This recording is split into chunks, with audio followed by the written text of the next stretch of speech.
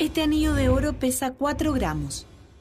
Para conseguir esos gramos se necesitaron 10 toneladas de mineral bruto. Y para separar el oro puro se usaron 5 kilos de un veneno, cianuro. Mientras el anillo se va a la joyería, lo que sobra del proceso queda botado y se acumula en estos tranques de relaves. Aunque casi nunca los vemos, en Chile hay cientos de ellos. Cuando están operativos, parecen lagunas paradisíacas, pero están llenos de tóxicos. Y cuando pasa el tiempo, quedan abandonados, se secan, crecen los matorrales y pasamos a su lado sin saber que el interior de un tranque de relaves se mantiene líquido y que si no está bien asegurado se puede desmoronar. Para el terremoto de 1965 murieron 200 personas, muchas de ellas niños, cuando colapsó un tranque cerca de La Calera en la carretera al norte. Este año, en febrero, se cayó otro en el sur y una familia completa quedó aplastada bajo 4 metros de barro cianurado. Y que se caigan no es el único riesgo. De un tranque de relaves abandonado vuela polvo que puede ser cancerígeno y si su base no es impermeable, puede contaminar también las napas de aguas subterráneas. Pero lo más grave es que las autoridades en Chile saben desde hace años dónde están muchos de esos tranques abandonados y no le han informado a las comunidades. Hay ex candidatos a la presidencia, ex ministros y ex ejecutivos de Codelco involucrados en casos de contaminación. ¿Qué ha hecho el Cernagiomín al respecto? Peor aún, nos han ocultado información. Esta investigación periodística revela muchos de los documentos, imágenes y testimonios de esta amenaza, que nuestras autoridades han tratado de mantener en secreto hasta ahora.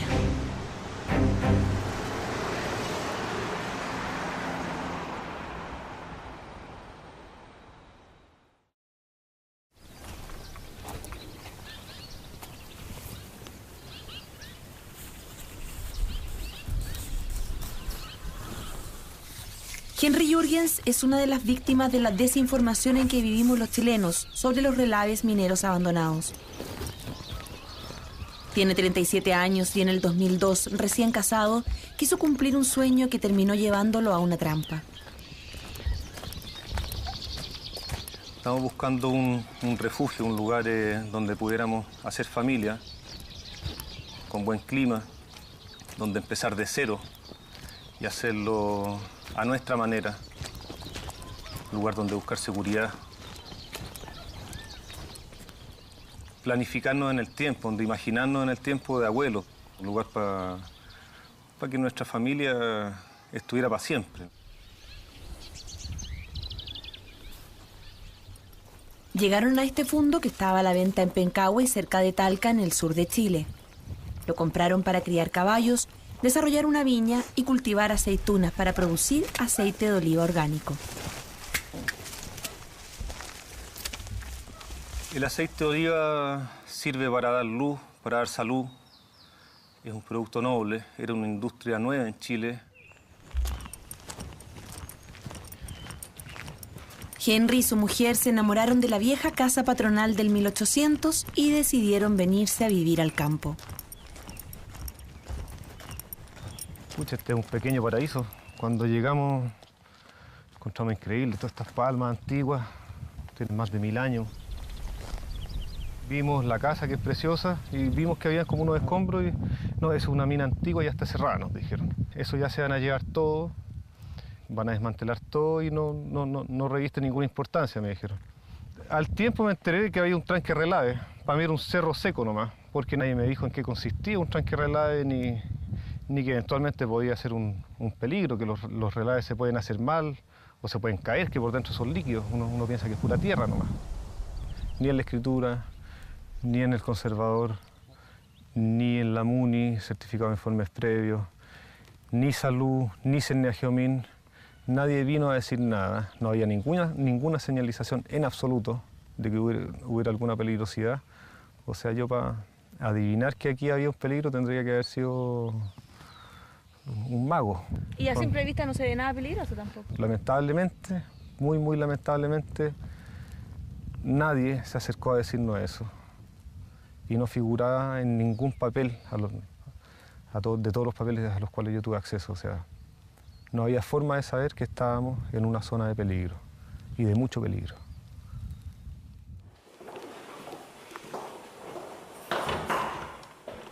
Este es el escritorio. Estos los papás del Esther. Henry e Isabel, su esposa, remodelaron la casa del fondo y la transformaron en su nido. En el 2004 nació Esther, la primera de sus hijas, y en el 2006 Flora, la segunda. Ahí la Angélica. Uy, En la casa los ayudaba Angélica Chamorro, a quien conocían desde hace más de 20 años. Este exquisitísimo plato. La Angélica se vino de Parral muy joven a trabajar a donde mi suegra. Cuando se juntó con Alejandro se fueron a ir a la Florida y ella tuvo a la María Alejandra, su primera hija. Después, cuando la tuvo, se fue a trabajar con nosotros, que estábamos recién casados, y nosotros decidimos venirnos para acá a vivir. Y la invitamos y nos dijo que habló con Alejandro y dijo que sí, que fascinada. Primero tenía que tener su agüita, Isabel, y después se vinieron. Y les construimos aquí al lado de la casa, un lugar que estaba como cerquita, pero a la vez privado. ¿Y ese? No sé, ese también es de pato. ¿O de pato? ¿Y cómo sabes que es de pato? Porque son más cafecitos. Lejos de cualquier jardín infantil, Isabel y María Alejandra, las hijas de Angélica Chamorro y Alejandro Galvez, se criaron junto a las dos hijas de Henry. Eran las vecinas. Vivían acá, mis hijas pasaban todo el día metidas en la casa de ellas. Compartíamos todo, la quinta, la fruta, la huerta. Era todo el día de aquí para allá, de allá para acá, las niñas felices, juntas, siempre. Lo pasábamos súper bien. Y mi niño.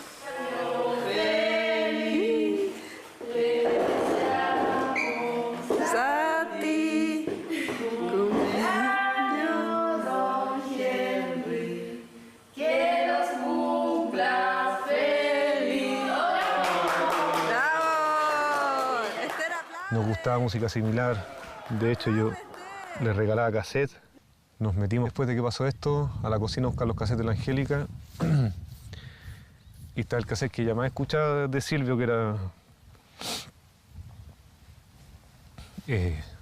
al final de este viaje.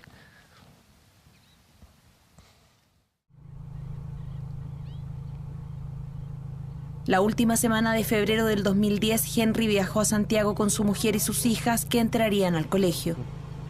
La noche del terremoto no estuvo en su casa en el campo. Recién supo lo que pasó al día siguiente. Me llamaron el día sábado, en la mañana, justo entró un llamado cuando estaba todo colapsado. Me dijeron que se había caído el tranque de la mina. El tranque para nosotros era un cerro de arena simplemente. Yo jamás pensé que eso tenía, porque no tenía cómo saberlo, o sea, a menos que hubiera indagado, pero para mí era un cerro de arena esa cuestión, que alguna vez tuvo materiales tóxicos. Me llamaron que se había caído eso. Dije, pero ¿qué pasa? Y al final, claro, era una enorme masa de barro de múltiples colores que bajó por la quebrada a una velocidad enorme, destruyendo todo a su paso, botando, parece que una zonajera enorme, y que había tapado la casa de los Galvez Chamorro.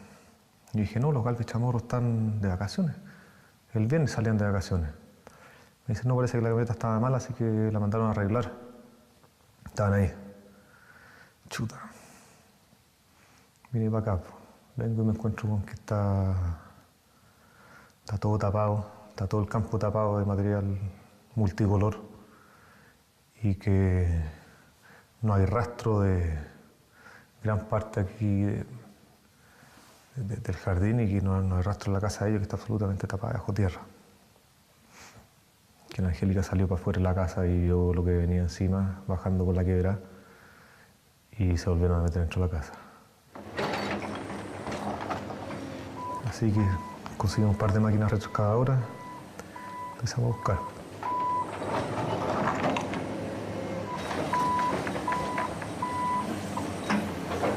Nos encontramos el martes en la tarde. empezaron a aparecer las cosas de ellos, las cosas de las niñitas.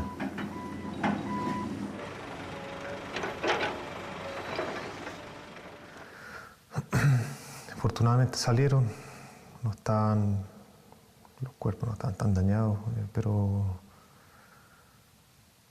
es una situación absolutamente extrema, una situación que yo jamás esperé que tendría que enfrentar.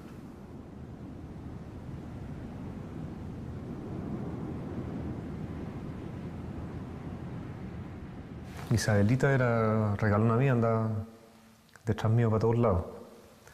Tenía especial cariño hacia esa niñita.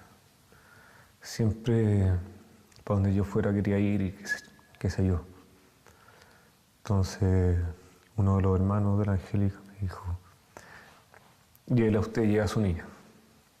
Cuando los trajimos acá, aquí hicimos una cosita improvisada como para rezar.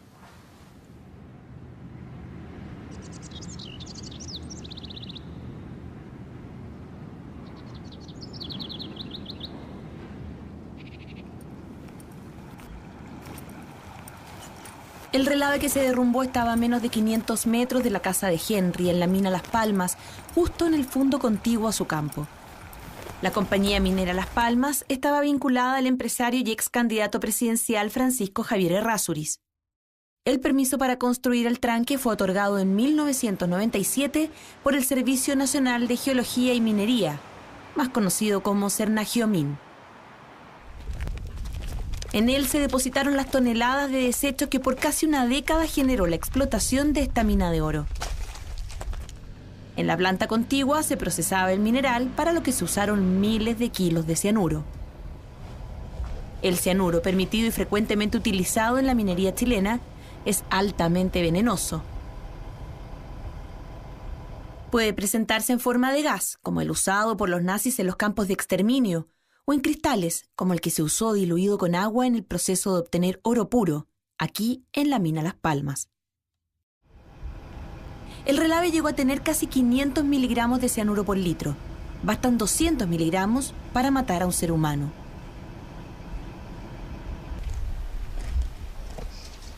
En 1998 la veta de oro se agotó. La minera dejó de ser negocio y presentaron un plan de cierre voluntario al Sernagiomin. En esta autorización, el servicio asegura que el plan cumplía con las precauciones mínimas necesarias para dar seguridad y protección a las personas y el medio ambiente.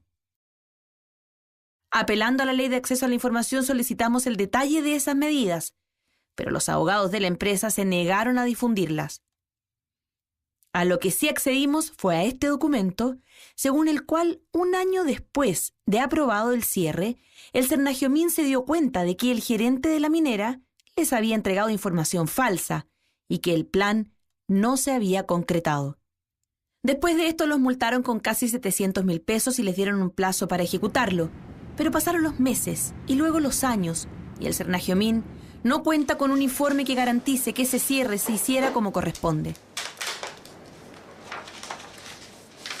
Más grave aún, en nuestra investigación descubrimos estas fotos que registraron una peligrosa situación que se produjo en mayo del año 2000, 2 años después de ser autorizado el plan de cierre, cuando por culpa de las lluvias el muro del tranque de relaves cedió y parte del contenido con cianuro cayó sobre el estero que pasaba por el campo que después le venderían a Henry Jürgens. 0,2 miligramos de cianuro por litro es el límite permitido en Chile. 17,5 miligramos por litro de agua encontraron en esos días en el estero Las Palmas los fiscalizadores del Servicio de Salud, afirmando que era un serio riesgo para los vecinos del lugar. En octubre de ese mismo año, uno de los técnicos del Sernagiomin emitió este último informe, alertando de lo ocurrido y recomendando medidas. Pero tampoco se sabe si se concretaron. Han pasado 10 años y el Sernagiomin asegura que no tiene a la mano los documentos de las fiscalizaciones que se deberían haber hecho con posterioridad. Estas fotos fueron tomadas en febrero pasado, justo una semana antes del último derrumbe. Aquí se ve claramente el relave, el muro de contención y abajo la casa patronal que remodeló Henry y al lado la que construyó para los Gálvez Chamorro. Así es como por años lo conocían los vecinos, que incluso ingenuamente muchas veces venían a pasear a este lugar. Y así es como quedó después de este nuevo colapso. Por causas que aún se están investigando, el talud cedió y volvieron a rodar toneladas de material tóxico. Solo que esta vez se desplomó un 90% del volumen del tranque y terminó con la vida de 4 personas. En esta foto se dimensionan las 14 hectáreas de terreno que quedaron sepultadas y también cómo el derrame subió por las laderas de los predios contiguos, llegando a pocos metros de las casas de Henry y de los otros vecinos, pero arrasando con la de Angélica y toda su familia en el interior. Los dueños de la minera se defienden argumentando que esa casa fue construida después que cerraron la mina, autorizados, insisten, por el Cernagiomín. El Cernagiomín en sus respuestas no hace alusión a las irregularidades detectadas el 2000 y sin responsabilizar tampoco a la empresa concluye que el relave se pudo haber caído por la aparición inesperada de una vertiente subterránea. Lo que reclama Henry es por la total falta de advertencias acerca del riesgo que existía. Aquí ya vemos 7 casas viviendo en lo que ahora hablaron como una zona de peligro. Esta casa tiene más de 200 años y había gente viviendo cuando se hizo el tranque. Se hizo aguas arriba, directamente, donde afecta directamente toda esta zona. Entonces, si es que van a hablar de un área de peligro, que hagan algo al respecto. O sea, que tomen alguna medida. Porque si dicen los papeles de ellos solamente que es un área de peligro, eso no le sirve a nadie. La gente se va a seguir muriendo. Y las aguas se van a seguir contaminando y se van a seguir pudriendo las comunas como esta comuna está bajo una enorme amenaza. Y lo que hay acá atrás de la casa es un asco. Es horrible. No puede ser que se hagan las cosas tan mal.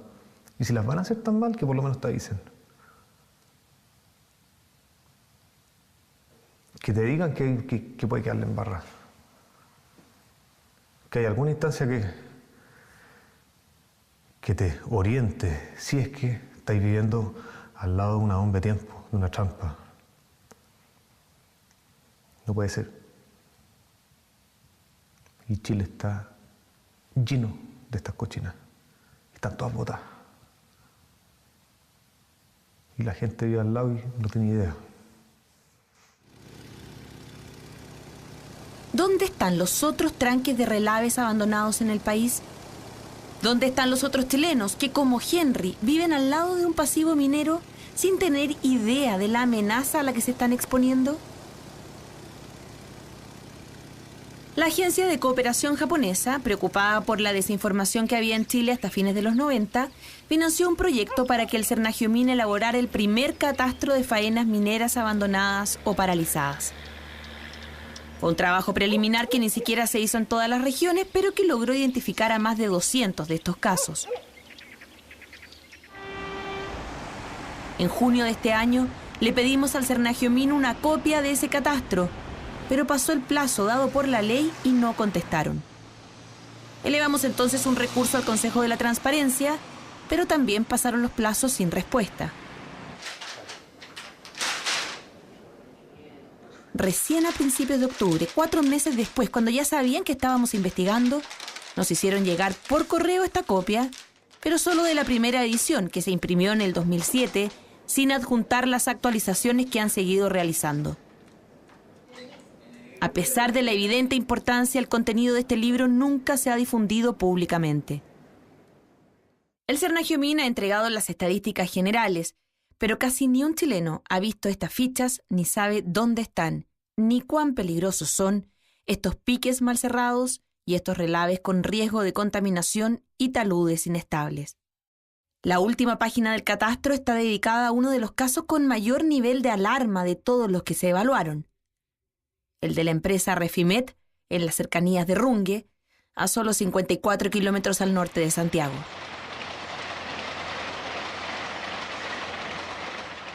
La Fundición Refimet nació en 1981. En esa época, los empresarios mineros Alfonso Dulanto y Alejandro Noemi se enteraron de que el concentrado de oro que extraía la compañía minera El Indio venía asociado a un contenido tan alto de arsénico que se hacía imposible fundirlo en la ENAM y en ventanas. Y entonces acordaron un contrato para remover el metal pesado en esta planta refinadora en Runge. Hasta que dejaron de operar en 1993, llegaron a procesar 2.000 toneladas de concentrado de oro al mes, y el líquido con arsénico que sobraba se lo llevaban en camiones aljibe para depositarlo aquí, en estas piscinas autorizadas por el Cernagiomín, 5 kilómetros al sur del pueblo de Runge y a menos de 400 metros de la carretera más importante del país. Se estima que como mínimo se acumularon aquí 4.800 toneladas de residuos arsenicales, específicamente de trisulfuro y trióxido de arsénico.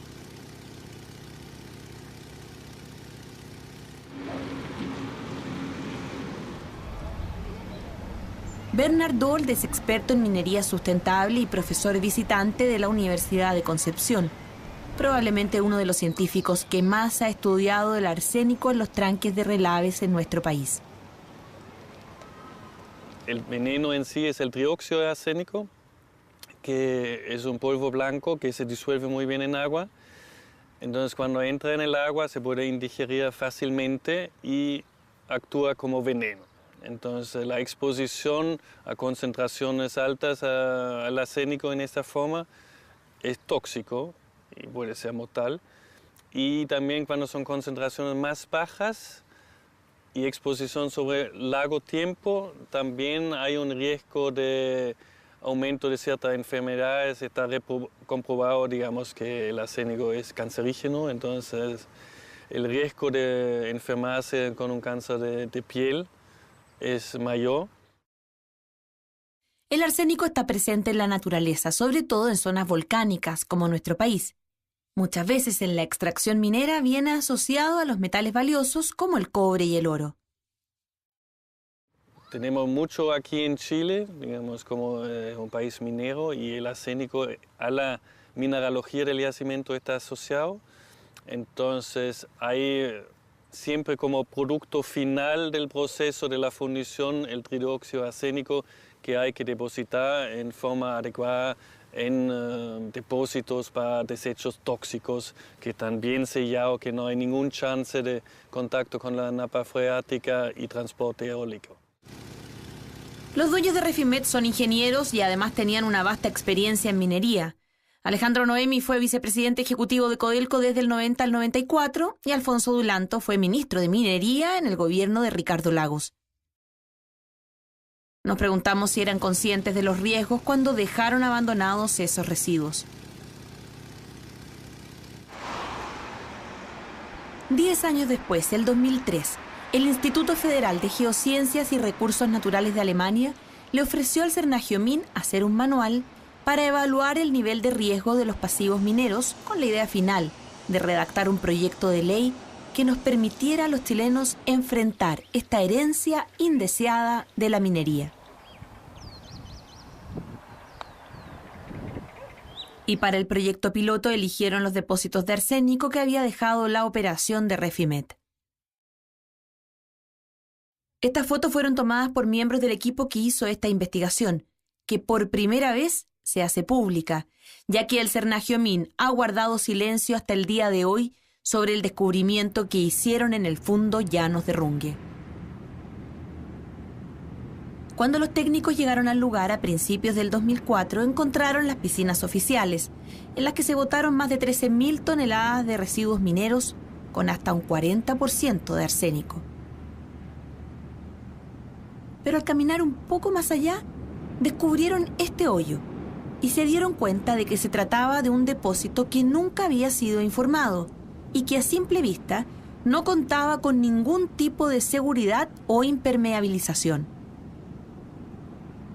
El hallazgo de unos documentos semiquemados con resultados alarmantes de porcentaje de arsénico en el subsuelo en el pasado alertó a los técnicos alemanes y decidieron volver para tomar nuevas muestras en el lugar. Temían que si por ahorrar dinero o alguna otra razón los dueños de Refimet habían depositado arsénico directamente en la tierra, y si esos residuos habían permanecido así por más de 10 años, el sector pudiera estar seriamente contaminado. Cuando regresaron con los materiales para hacer los muestreos, su preocupación aumentó al descubrir que el arsénico había sido retirado del pozo clandestino y trasladado a las otras piscinas, donde lo estaban cubriendo con unas carpetas de plástico. Ahora, lejos de terminar con la amenaza, eso podría significar que el tóxico pudo haber sido diseminado por una zona mayor. Y en cuanto a las piscinas oficiales, tenían dudas también de que el sello basal que se supone deberían tener fuera suficiente o que no tuviera roturas que permitieran filtraciones. Ocupando todas las herramientas disponibles, hicieron mapas con GPS para tomar las muestras, recogieron ejemplos del suelo, de los esteros, e hicieron más de 10 sondajes especiales y sacaron agua de las norias de los vecinos. Los primeros resultados fueron inquietantes. Arrojaron niveles de arsénico sobre lo permitido por la norma chilena en las pozas de agua y también en algunos de los sondajes. Además, en algunos puntos específicos ni siquiera se encontraron con un sello basal que evitara el escurrimiento del arsénico hacia las rocas más profundas. Esto mismo podía significar que hubiera una pluma de contaminación subterránea, que podría afectar las napas de agua de todo el sector. Y muchos de los vecinos dependen de norias para el abastecimiento de agua. La noria de la familia Ramírez, por ejemplo, que vivía a 1 kilómetro de los depósitos, arrojó un contenido de arsénico inadmisible para el agua de consumo humano y de regadío. No se podía decir con certeza la fuente del metal pesado, pero era urgente realizar más mediciones para determinarla. Después de 2 años, el informe final entregado por los alemanes fue lapidario. El nivel de riesgo para el cuidador de los depósitos era inaceptable. Lo mismo ocurría para futuros residentes dedicados a actividades agrícolas, y además debía prohibirse la caza del lugar. Y en la última de sus conclusiones, aseguraban que era necesario hacer nuevos estudios para determinar el origen exacto de la contaminación y su grado de avance, pues por las pendientes era posible que en los siguientes 30 años llegara hasta el estero de Rungue y de ahí afectara a Tiltil, Polpaico, Lampa, la Laguna Carén, el río Mapocho y el río Maipo. Han pasado 5 años y queremos saber si se hizo algo de todo esto. Viajamos a Rungue buscando a la familia Ramírez.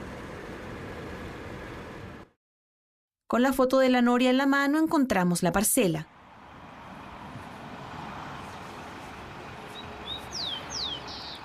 Los Ramírez ya no viven aquí. Hace 3 años, Pedro García llegó con sus 4 hijos a trabajar en este campo al otro lado del camino de Refimet. Nunca le advirtieron que en el 2004 el agua de esta noria tenía tanto arsénico que no podía ser usada para consumo humano. Esta agua viene de las cordilleras, claro, de las napas subterráneas. Pedro, ¿y cómo es el agua? El agua es... Para consumirla no hay que echarle nada, es un agua limpia y que esta noria tiene 20 metros de profundidad, pero con 10 metros de agua. Y usted dice que es limpia, ¿y quién le ha dicho que es limpia? ¿Cómo sabe que es limpia? Porque, bueno, nosotros consumimos de esta agua y tenemos un bebé de 6 meses, 7 meses y beben agua cruda, entonces nunca le ha hecho mal, digamos, para el estómago, para nada. ¿Y usted conoció, Pedro, a la familia que vivía antes que usted acá, la familia Ramírez? No. Ya, es que ¿sabe qué? Mire, yo encontré en mi investigación unos documentos que en el año 2004 vinieron los técnicos del Cernagiomín para acá, ¿Ya? Del Servicio Nacional de Geología y Minas, porque estaban investigando la contaminación de esas piscinas que hay allá con arsénico al frente. Claro, esos son que eran unos depósitos de líquido que echaban los señores Calleja. De arsénico. Claro. Entonces ellos midieron el agua en todo este sector y en esta noria encontraron contaminación en el año 2004. 2004. Mucha contaminación. ¿Alguien le advirtió alguna vez de esto? Nunca me ha dicho nada. En los 3 años que Pedro y su familia viven aquí, nadie ha vuelto a medir el nivel de arsénico en el agua de su noria.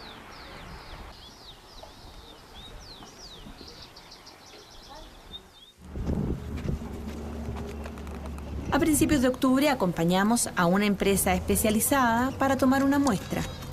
Los resultados estarán en 5 días.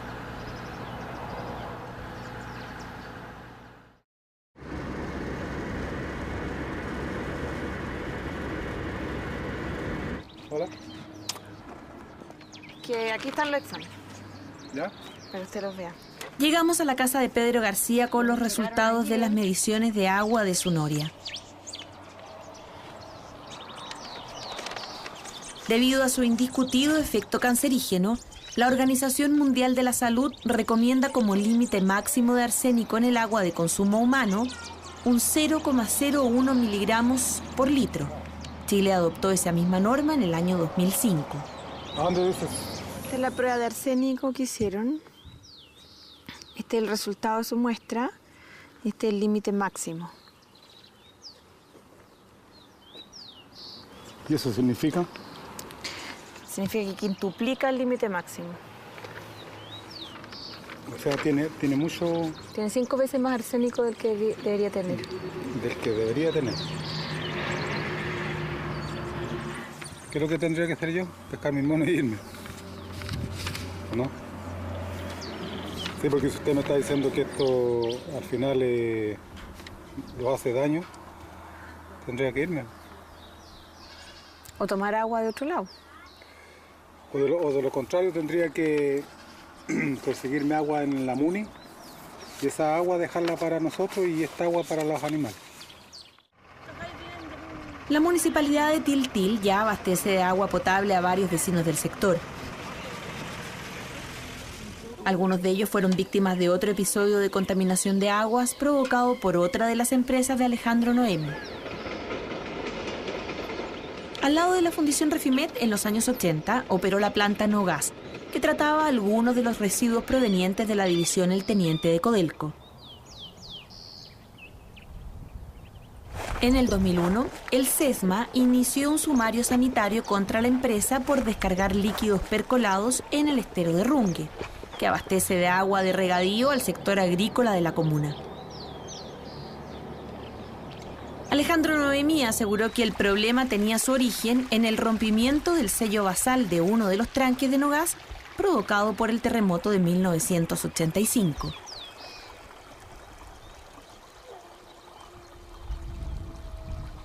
Pero en su informe el SESMA es categórico y demuestra con estas fotografías cómo el rebalse de uno de los relaves era vertido intencionalmente a través de estos tubos al estero.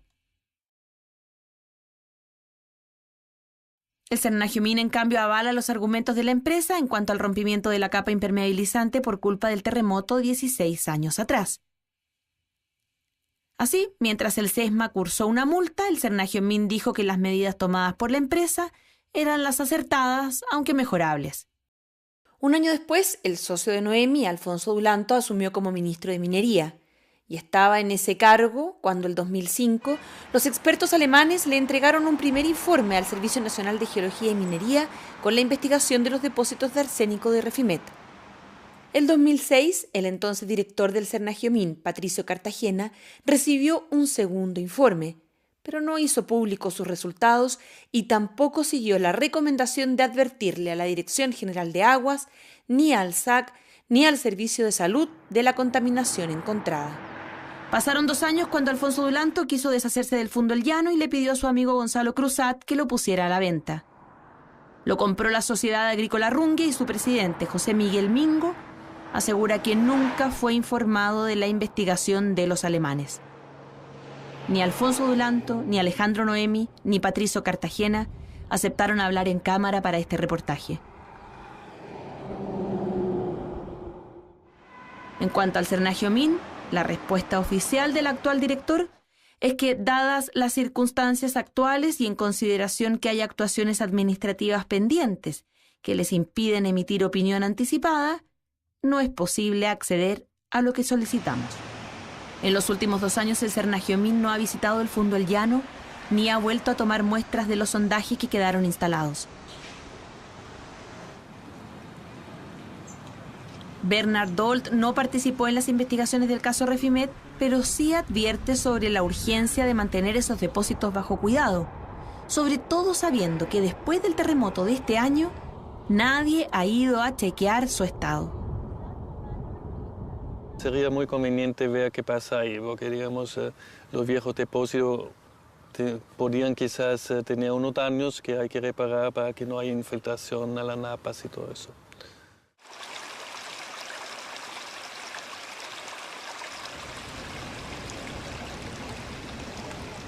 Han pasado casi 6 meses desde el derrumbe del tranque de relaves en Pencahue y Henry todavía está atrapado en el desastre que dejaron estas toneladas de residuos mineros. Este era nuestro jardín.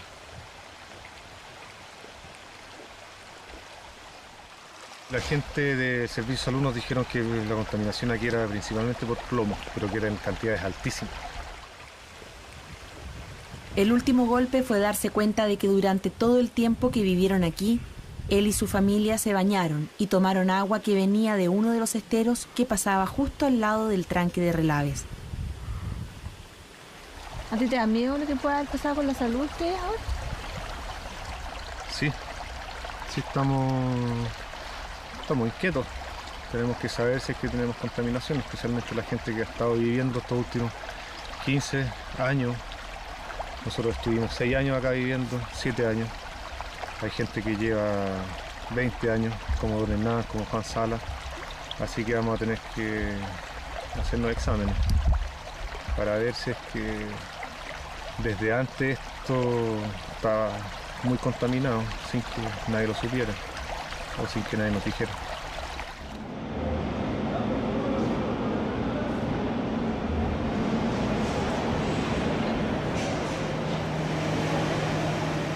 A mediados de año, Henry viaja a Santiago con un grupo de sus trabajadores para hacerse exámenes de sangre en el Instituto de Salud Pública. Pedirá que evalúen si están contaminados con arsénico, mercurio o plomo, los metales pesados más frecuentes de los desechos mineros.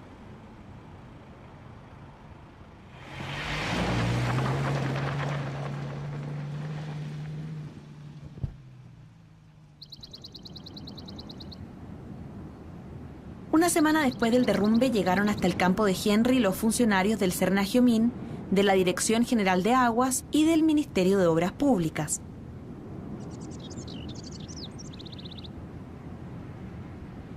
Estaban preocupados por la exposición al cianuro que estaban sufriendo los cauces de agua y que se repitiera la grave contaminación del año 2000. Aunque ahora la situación era peor, ya que 2 esteros quedaron completamente tapados por esta especie de barro tóxico. En un principio le dijeron a la empresa que limpiara el lugar y le dieron 30 días de plazo.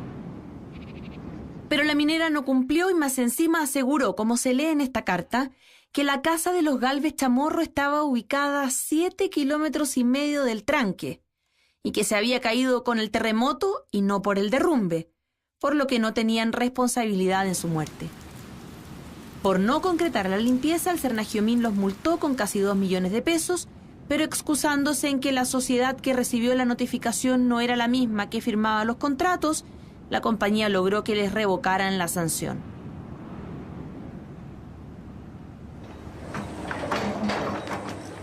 Finalmente, la Dirección General de Aguas y el Ministerio de Obras Públicas tuvieron que mandar camiones y máquinas.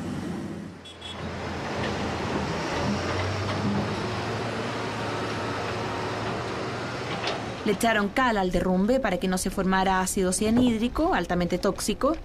Después lo cubrieron con un plástico y cuando deberían haber tapado todo con tierra para que no escurriera material a los esteros, Henry vio con desesperanza que los trabajos se detenían.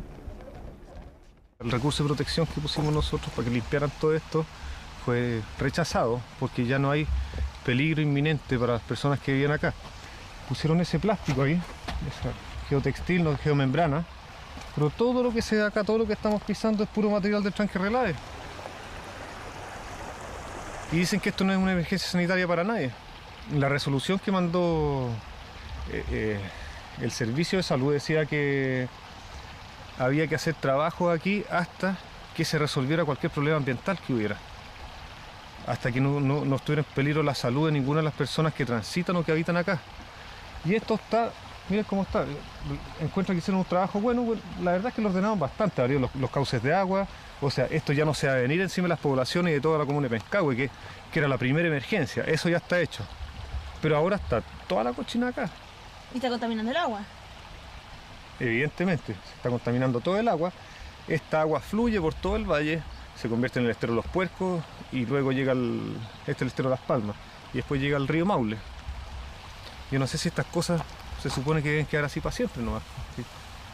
Que no hay nada que hacer. O sea, que quedan estas embarradas, estos desastres gigantes, y que no se puede hacer nada más. Y que no va a responder nadie, porque es demasiado caro, tanto para los empresarios mineros como para las autoridades, que claro, probablemente el país tiene enormes necesidades, entonces esto puede ser una necesidad de tercera clase.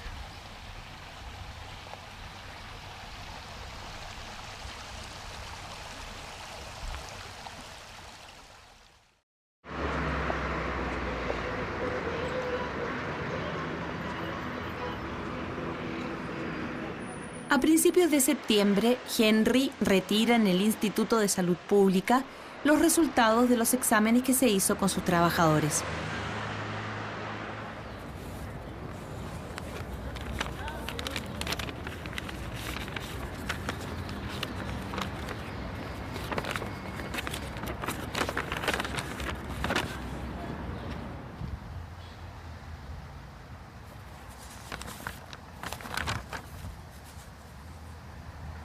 Plomo en sangre, menos de 1. El valor de referencia es de 40. Parece que salimos todos bien.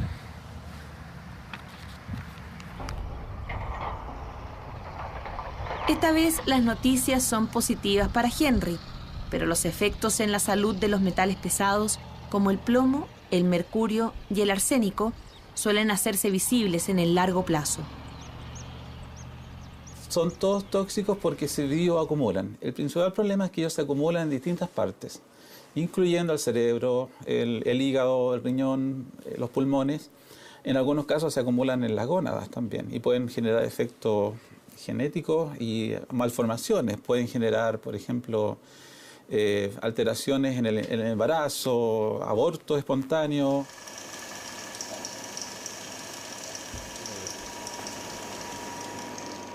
Daniel Moraga ha dedicado los últimos 6 años de su vida a estudiar lo que pasa en la salud de las personas que trabajan o que viven cerca de una mina y sus desechos. Desde la Universidad Católica del Norte ha centrado su investigación en el pueblo de Andacollo, en la precordillera de la Cuarta Región, cerca de La Serena.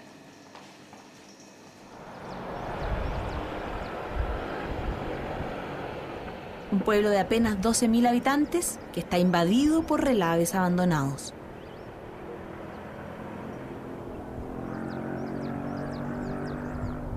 Hemos encontrado que hay un alto nivel de enfermedades de tipo neurológicas y neuropsicológicas en las personas que están mayormente expuestas a fuentes contaminantes como metales pesados, como mercurio, por ejemplo. ¿Hay mucho mercurio acá en Andacollo? Claro, aquí estamos parados encima de una torta de relave que tiene toneladas de mercurio.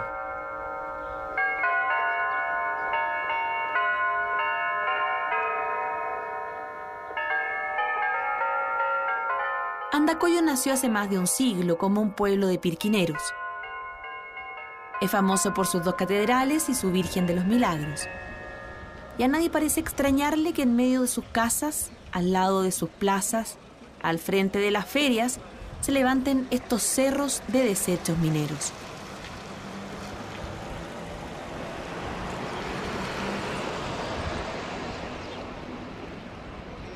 Turbias, les dicen ellos. Tortas de relave como las cataloga el Cernagiomín. 11 depósitos abandonados en el mismo pueblo, según la información oficial que nos entregaron. Residuos que están aquí desde los años 50.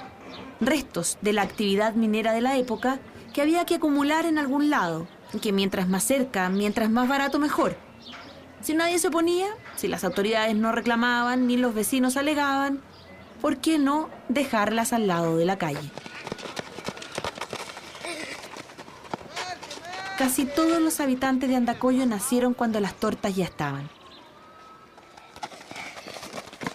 Y aunque todavía no se ha logrado dimensionar totalmente el costo que esto ha tenido en su salud, hay estadísticas que son preocupantes, como que en el 2004 su tasa de muerte por enfermedades pulmonares fue el doble que la del resto de los chilenos. En lo que se han concentrado las últimas investigaciones es en los problemas neurológicos de la intoxicación por mercurio. Llama la atención que hay un porcentaje muy alto de niños que tienen problemas con el aprendizaje, el lenguaje, con la motricidad. Con el apoyo de una universidad alemana, Daniel Moraga ha evaluado los efectos de la contaminación por mercurio en los escolares de Andacollo. Esa investigación midió 3 cosas. Midió el nivel de mercurio y cobre en las uñas de los niños. Midió el nivel de inteligencia con el test de Ravens. Y midió el nivel de estado general neuromotor con el test de Largo. ¿Y ahora? Encontramos que había niveles de inteligencia variables, ¿ya? No voy a decir el resultado de eso porque de cierta manera no quiero mencionarlo públicamente. Y en el caso del test neuromotor, quiero decir sí que encontramos comparativamente con los estándares europeos que nosotros tenemos casi un 60% de patología neuromotora. ¿Qué significa eso? Significa que nuestros niños no dan el estándar en el 60% de los casos para la mínimo que se exige como estándar de sanidad, por ejemplo, en Europa.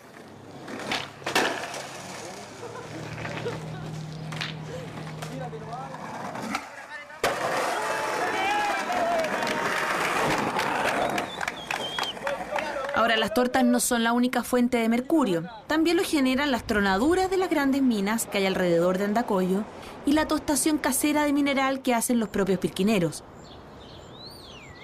Pero las nuevas autoridades comunales decidieron partir por tratar de eliminar las tortas.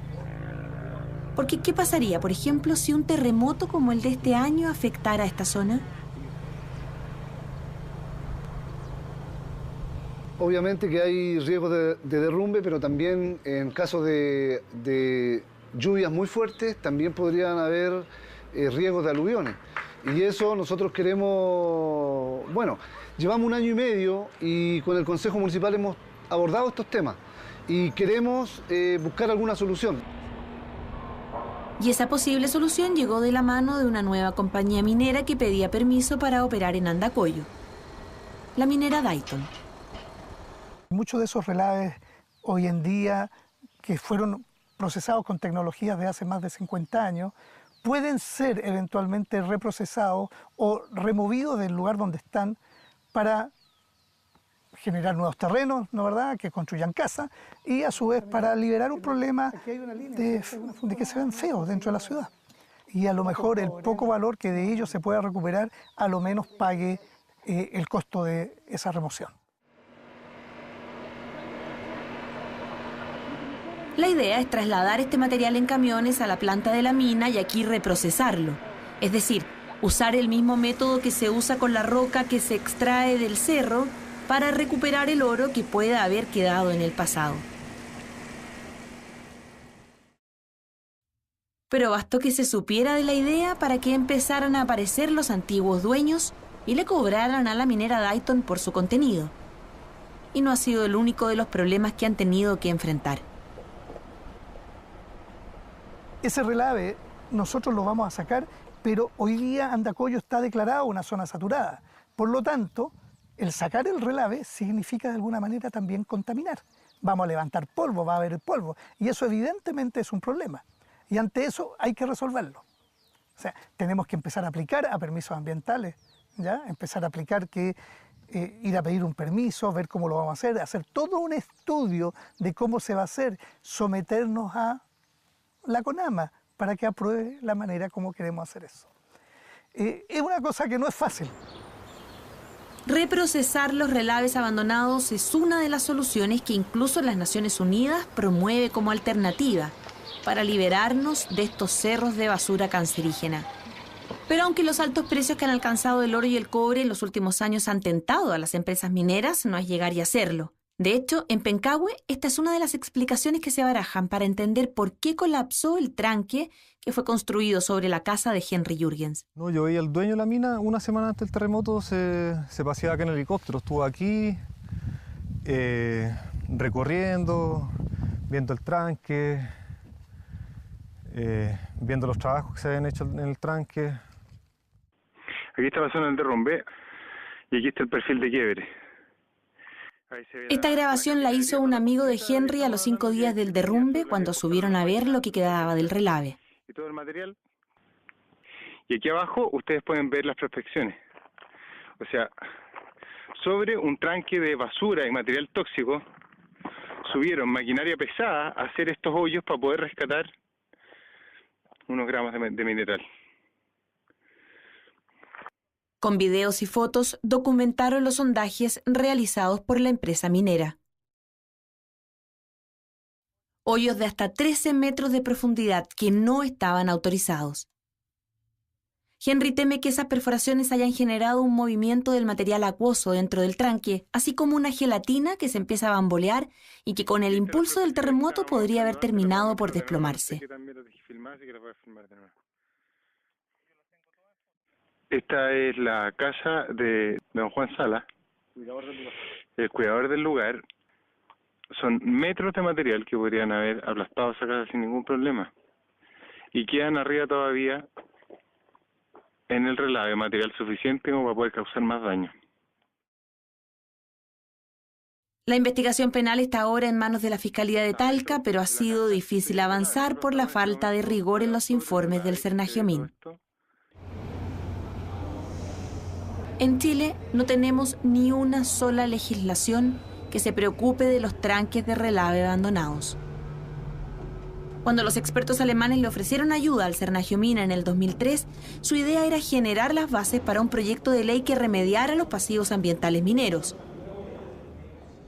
Llegaron a hacer varias actividades, seminarios, capacitaciones e incluso imprimieron este manual de evaluación de riesgos que, si el Cernagiomín aplicara en todos los relaves abandonados, permitiría saber exactamente el peligro que representan. Pero poco y nada de esto se concretó, y el proyecto de ley nunca llegó hasta el Congreso. En lo único en que se avanzó fue en una legislación para regular el cierre de las faenas mineras, pero de aquí en adelante, no las que ya están paralizadas o abandonadas. En los últimos 35 años se ha construido en nuestro país una industria de vanguardia mundial en tamaño y calidad, envergadura tecnológica y capital humano de gran nivel. Sin embargo, no cuenta hoy con una legislación que regule el cierre de faenas e instalaciones mineras con el fin de prevenir, minimizar y controlar los riesgos o efectos negativos que se generan, ya sea sobre la salud de las personas, la seguridad de ellas o del medio ambiente con ocasión del cese de sus operaciones. En enero de este año, el Senado aceptó a tramitación este proyecto que, en su espíritu original, obligaría a las mineras a dejar una garantía en dinero por anticipado que asegurara que cuando abandonaran una faena estuviera la plata para cerrarla adecuadamente. ¿Algún señor senador no ha emitido su voto? Terminada la votación, señor presidente. Terminada la votación. Resultado de la votación. Por aprobar en general este proyecto, 27 votos. Ningún voto en contra, ninguna abstención, ningún parejo. Queda aprobado en general el proyecto. Si le parece a la sala, fijamos plazo de indicaciones hasta el día lunes 12 de abril. Aprobado. Pero con el nuevo gobierno el proyecto sufrió modificaciones. Y en agosto, justo una semana antes del derrumbe en la mina San José, un hasta entonces desconocido ministro de Minería, Lorenz Goldborn, llegó hasta la comisión para pedirle a los senadores que rebajaran las exigencias a las mineras. Y desde ese día no se han vuelto a reunir para tratar el proyecto.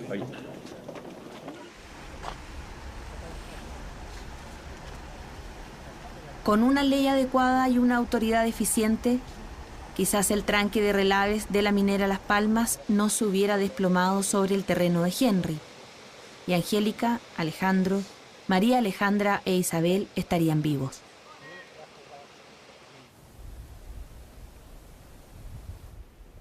Me encantaría que el mismo entusiasmo que se tiene al abrir una mina y todas esas expectativas, que el mismo entusiasmo tuvieran a la hora de cerrar la mina, que le pusiera el mismo entusiasmo a abrir una mina que a cerrarlo. Son dos cosas que deberían ir de la mano. No entusiasmarse por la riqueza y las recaudaciones que va a generar la apertura de una mina, sino que hacerse cargo de lo que va a pasar después de que se acabe el material.